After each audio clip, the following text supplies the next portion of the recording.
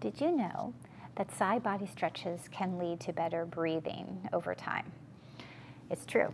If you spend more time stretching the muscles between your ribs, they're called your intercostal muscles, you can more effectively breathe.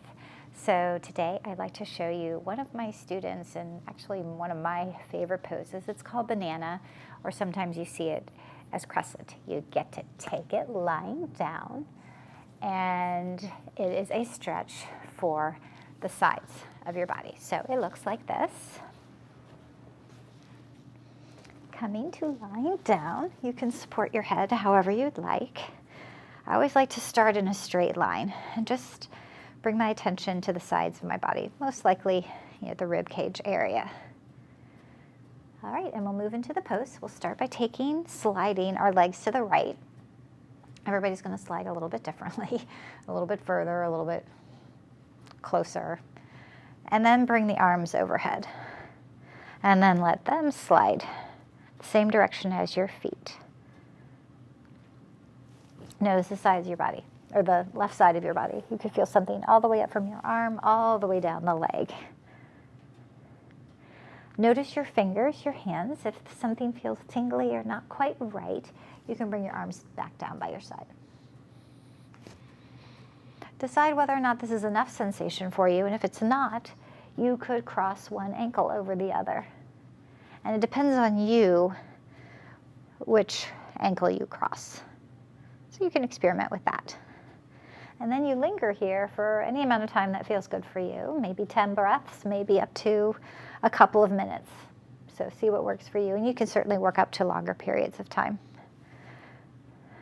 We try to keep the whole back body down on the ground, so we're not coming up onto our side at all. And then after the right number of breaths that's good for you, if your arms were overhead, you lower them down.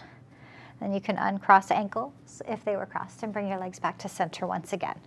The longer you hold it, chances are the more you're going to notice a difference between side one and side two when you return back to neutral.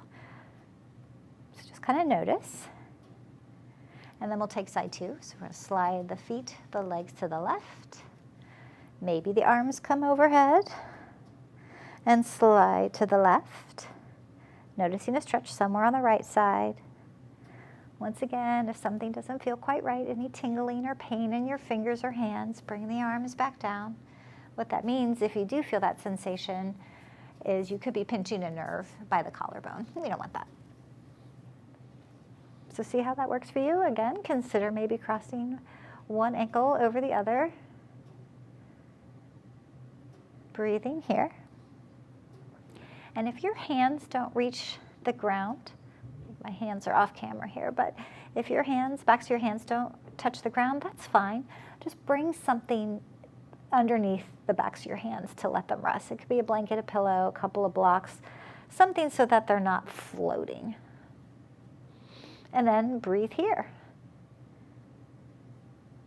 We're not symmetrical, so you might notice you want to linger on side two, or, stretching the right side longer than the left, especially if you have something like scoliosis, assuming your doctor has said that yoga is appropriate for you.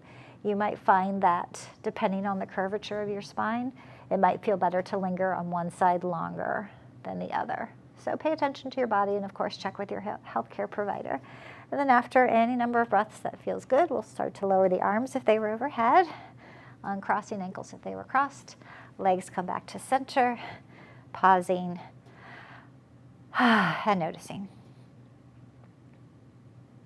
That's our side body stretch for today. Would love to work with you. So if you would like to work with me, come find me at my website or Facebook or Instagram, or you can message me via this channel, and we'll find a good time that we can work together.